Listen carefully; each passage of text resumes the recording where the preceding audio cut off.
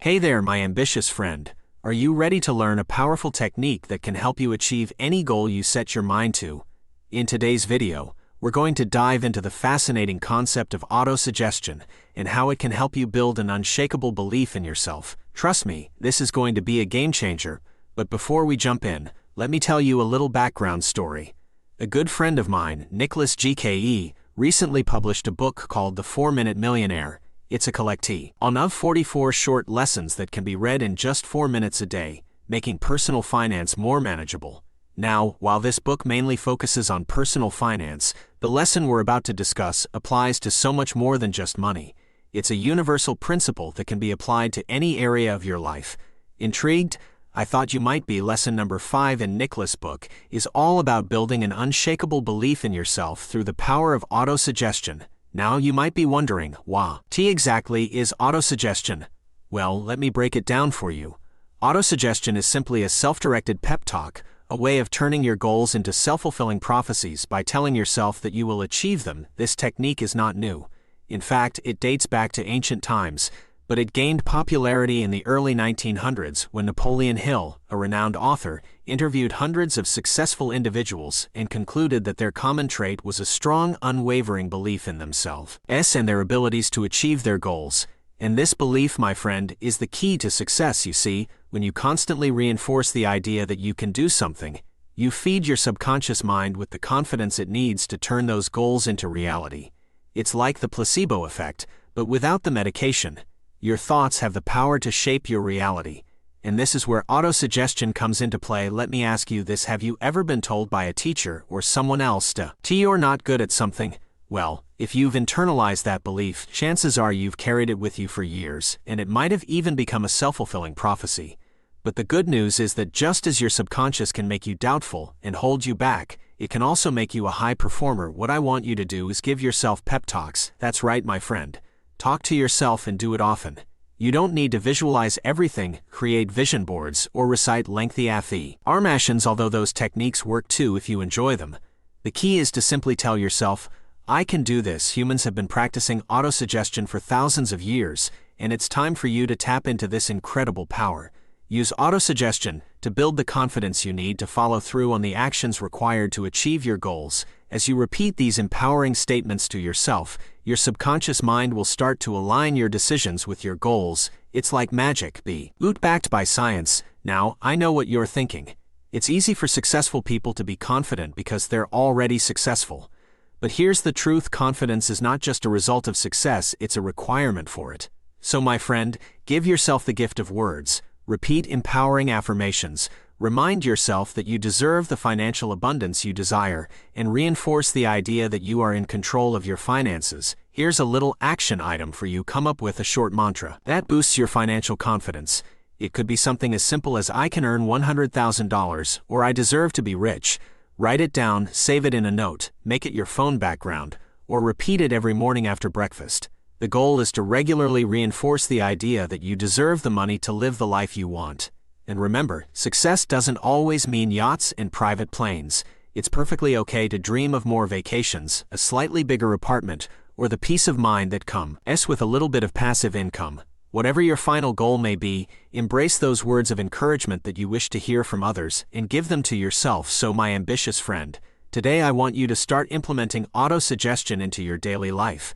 Repeat those empowering phrases, boost your belief in yourself, and watch as your actions align with your goals. You are capable of achieving so much more than you imagine. Believe it, embrace it, and make it your reality now. Before we wrap up, I want to remind you to subscribe to our channel, like this video, and hit the notification bell. By doing so, you'll ensure that you never miss out on the valuable content we provide. And hey, if you found this video helpful and impactful, consider giving us a little tip to show your appreciation. The link can be found in the description below. So, my friend, what actions will you implement in your life after watching this video? Share your thoughts in the comments below, because, remember, it's not just about gaining knowledge, it's about taking action. Until next time, keep believing in yourself and keep striving for greatness. You've got this. In 1969, Charles Bukowski, an unknown writer working a soul-wrenching post office job, received an offer that could change his life. John Martin, publisher and founder of Black Sparrow Press, offered to pay him $100 a month for the rest of his life if he quit his job. Bukovsky faced a decision: stay in the post office and go crazy, or take a chance on his writing career and starve. He chose to starve. 15 years later, Bukovsky wrote a letter of gratitude to John Martin, reflecting on his journey and the sacrifices he made. He acknowledged the importance of remembering where he came from, as many people fail to truly understand the struggles of working-class individuals. Bukovsky referred to the common misconception that jobs are simply from 9 to 5, emphasizing that there is no free lunch break in these places. In fact, many workers are denied lunch breaks altogether, and the concept of overtime is often misrepresented or manipulated. Those who complain are easily replaced, and the cycle of modern-day slavery continues. Bukovsky expressed his disbelief that people could willingly give their lives to such conditions. The pursuit of materialistic desires, such as sex, television, or a car on monthly payments, seemed to be the driving force behind this self-imposed bondage. He questioned the choices people make for the sake of their children, knowing that their offspring will likely follow in their footsteps. During his younger years, as he moved from job to job, Bukovsky would often warn his fellow workers about the precariousness of their employment. However, his words fell on deaf ears, as they refused to entertain the possibility of sudden layoffs. It was not until later in life, when industry-wide layoffs became common due to technological advancements and other factors, that these workers faced the harsh reality of job insecurity. Many of them, having dedicated decades to their jobs, were left stunned and betrayed. Bukovsky observed that workers are never paid enough to break free from the system. They are only given enough to stay alive and keep coming back to work. He questioned why he should wait until he was laid off, left with no other option but to become a barfly or spend his days on a park bench. Why not take control of his destiny and pursue his passions before it was too late? Writing became his form of protest, a way to release his frustrations with the system. After years of perseverance, Bukovsky found himself in a position he never thought possible: a professional writer. Even though he had given away the first 50 years of his life, he realized that there were other disappointments waiting for him beyond the realm of the workforce. However, he considered himself fortunate to have escaped the constraints of menial jobs. He recounted a moment from his past when he worked as a packer in a lighting fixture company. One of his fellow packers, overwhelmed by the reality of being trapped in that job for life, exclaimed, "I'll never be free, boss." Named Maury, hearing this, laughed heartily. Relishing in the unhappiness of another human being, Bukovsky found joy in his escape, appreciating the miracle that allowed him to break free from the system. Now, as an old man, Bukovsky continued to write. Although his mind and body were worn down by time, he felt compelled to persist. Even as the words faltered and he required assistance to climb stairs, he believed that a part of him would always remember how he had survived the chaos and hardships and discovered a meaningful way to live. To have not entirely wasted his life felt like a worthy accomplishment. In writing this letter, Bukovsky shared his journey, reflecting on the struggles of working-class individuals and the sacrifices made for a chance at a more fulfilling life. He left behind a message that transcends time, reminding us to never settle for a life devoid of passion and purpose. Imperfect progress: taking action over perfection in life. We often get caught up in the desire for perfection. We imagine this grand masterpiece, perfectly outlined and flawlessly executed.